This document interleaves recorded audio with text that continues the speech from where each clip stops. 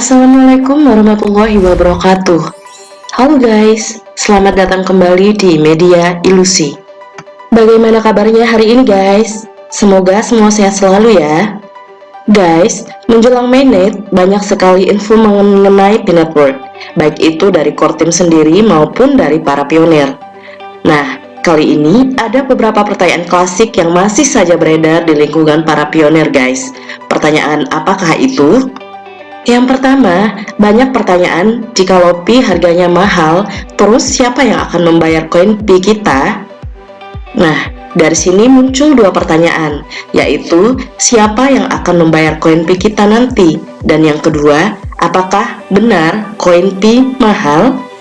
Berdasarkan dari beberapa info yang didiskusikan di chatroom WhatsApp, ada postingan menarik dari sumber anonim, dan ini mungkin layak kita bahas dan juga kalian ketahui di sini. Yuk, kita bahas secara tuntas.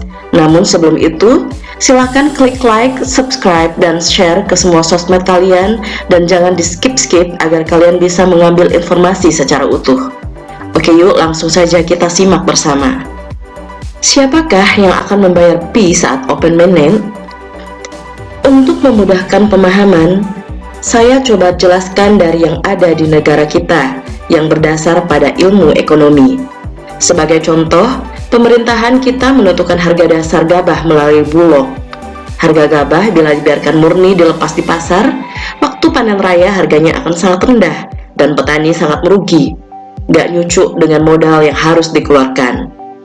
Yang untung banyak tentu tengkulak, karena harga pasar adalah P atau price ditentukan oleh supply atau jumlah yang ditawarkan dan demand atau jumlah permintaan.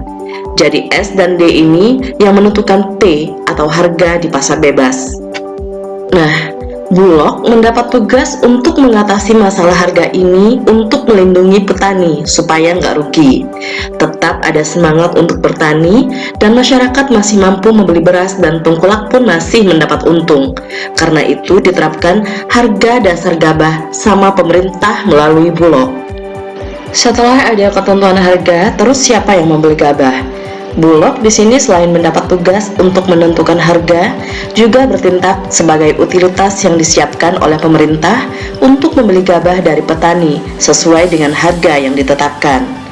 Orang lain selain Bulog seperti tengkulak atau perseorangan bisa nggak kalau pengen beli gabah? Tentu bisa, asal sesuai dengan harga yang ditetapkan oleh pemerintah melalui Bulog itu. Kalau nggak mau ya tentu Bulog yang akan membeli. Tentu tengkulak kalau nggak mengikuti aturan malah rugi sendiri karena akan kehilangan usahanya menyediakan beras misalnya. Padahal pelanggannya sudah banyak. Jadi dalam hal ini, pembeli gabah dengan harga dasar gabah yang telah ditetapkan tersebut tentu Bulog yang utama sebagai utilitas yang disiapkan oleh pemerintah. Pengusaha penjual beras juga orang-orang yang mau beli gabah dengan harga yang sudah ditetapkan tersebut. Sehingga harga dasar tercapai, petani masih untung dan masih bersemangat untuk bertani, pengusaha yang bisnis beras masih untung dan masih terjangkau pula harganya untuk bisa dibeli berasnya oleh masyarakat atau konsumen. Bagaimana dengan koin Pi yang akan ditentukan harganya oleh core team saat open mainnet? Bisakah berharga mahal dan siapakah yang akan membelinya? Saya kira dari gambaran di atas sudah bisa sedikit difahami siapa pembeli koin Pi dan bisakah ditetapkan dengan harga mahal. Core team atau pihak Peanut World akan menentukan harga awal untuk koin Pi yang bertindak seperti pemerintah. Tapi core team menyediakan utilitas di awal nggak hanya satu seperti hanya Bulog itu. Core team menyediakan banyak utilitas di ekosistemnya yang bisa bersifat sebagai pembeli koin Pi dengan cara barter dengan barang atau jasa, juga dengan cara tukar dengan uang fiat atau kripto yang lain.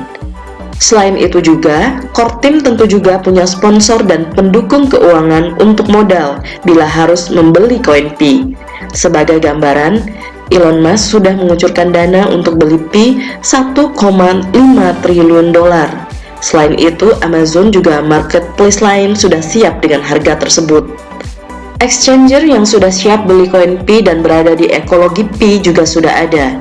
Juga utilitas yang lain seperti P2Go dan lain-lain, mereka di Open Mainnet sudah siap serempak semua terima transaksi dengan koin Pi sesuai dengan harga yang ditetapkan core team saat Open Mainnet.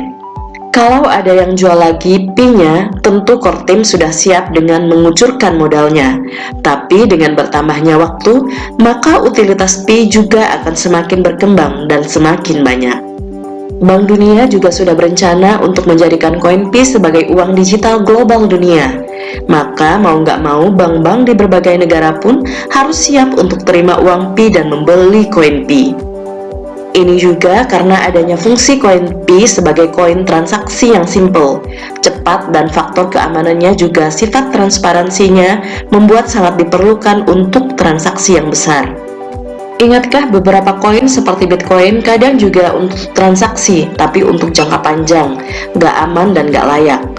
Pi karena sebagai koin digital punya keunggulan tersebut akan sangat diperlukan di dunia perdagangan di semua lini, dari kelas murah sampai kelas super mahal, dari barang kebutuhan sehari-hari sampai barang tambang, manufaktur, travel, aneka jasa, dan lain-lain. Dengan adanya ekologi yang berfungsi sebagai utilitas, maka core team sudah mempersiapkan dan akan lebih memudahkan bagi pengguna Pi untuk mempergunakannya. Lebih lanjut, dia menjelaskan, dengan fungsinya yang nanti sebagai koin digital global yang diperlukan untuk berbagai transaksi dan dengan keterbatasan jumlah koin Pi dan kelangkaannya, maka mau nggak mau dituntut harga Pi harus mahal. Selain itu, bila koin Pi berharga murah, begitu Open Mainnet, para pemodal besar akan memborong koin Pi dan akan dijual kembali ke Pi, maka Pi malah akan gulung tikar sebentar saja, begitu habis Open Mainnet. Tapi kalau berharga mahal, maka orang-orang yang sangat kaya yang akan mampu beli, juga mereka yang mau menggunakan koin Pi untuk barter dan digunakan untuk transaksi yang berlangsung lama. Jadi, koin Pi berharga mahal ini sangat diperlukan dan malah menjadi tuntutan karena fungsinya sebagai koin digital global dunia dan untuk keberlangsungan perusahaan Pi untuk bisa tetap eksis dan jaya, dan tentunya untuk kesejahteraan masyarakat dunia, khususnya pioneers Pi juga, insya Allah. Jadi siapa yang akan bayar Pi? Sudah terjawab. Juga, benarkah koin Pi akan berharga mahal? Sudah terjawab juga. Kita doakan saja semuanya bisa berjalan lancar, sukses dan bawa berkah dan kesuksesan bagi kita semua. Amin. Itulah guys pembahasan tentang siapakah yang akan membayar Pi saat Open Mainnet yang kami dapatkan dari sumber anonim dari grup WhatsApp. Bagaimana pendapat kalian? Silahkan komen di kolom komentar. Kita bertemu lagi di lain kesempatan. See you on the next video. And bye-bye.